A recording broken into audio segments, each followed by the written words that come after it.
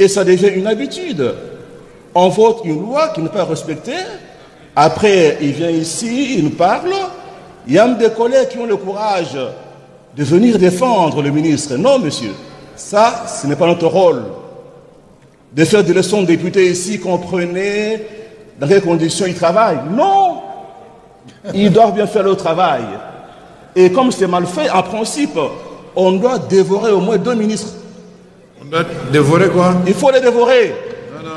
Ah oui. Pour qu'on soit respecté, il faut faire tomber un ministre ici. Il y a le lexique, il y a le mot approprié ici chez nous. Nous ne sommes pas des cannibales. On ne va pas dévorer les ministres. Il faut retirer ça et utiliser un mot qui convient. Ok, on n'est pas carnivore. Pardon? On n'est pas carnivore. Voilà. On ne va pas les dévorer, on va les faire tomber. Carnivore, on peut l'être, on peut manger de la Il faut faire tomber au moins un ministre pour qu'on soit respecté. Sinon, on ne sera pas respecté, chers amis. Parce que, vous voyez, par exemple, ici, le paiement par procédure d'urgence, c'est une exception qui devient une règle ici.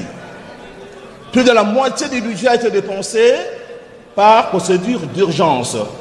Ce qui est normal, on l'a dit ici, mais on n'a pas insisté sur la sanction.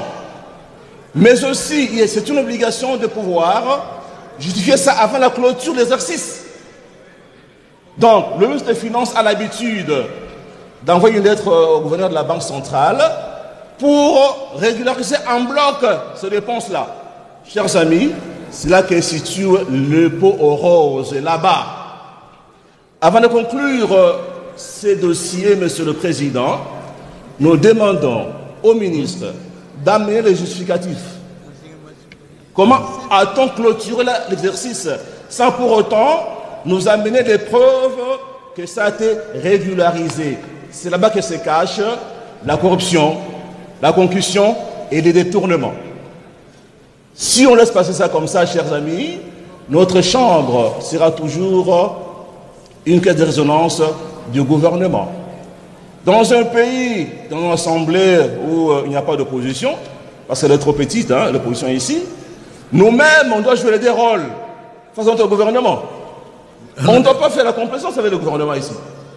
À mon avis, je pense que le ministre d'État, c'est mon ami, mais en tant que warrior, je pense qu'il mérite bien d'être sanctionné, monsieur le ministre. En principe, c'est le ministre des Finances qui devait tomber. Il est déjà parti. Mais comme ce sont des jumeaux, ce sont les grands amis au gouvernement. Budget et finances. Ce que fait les finances, et lui le sait.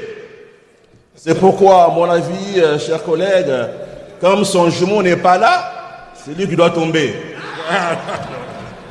Merci beaucoup, Président.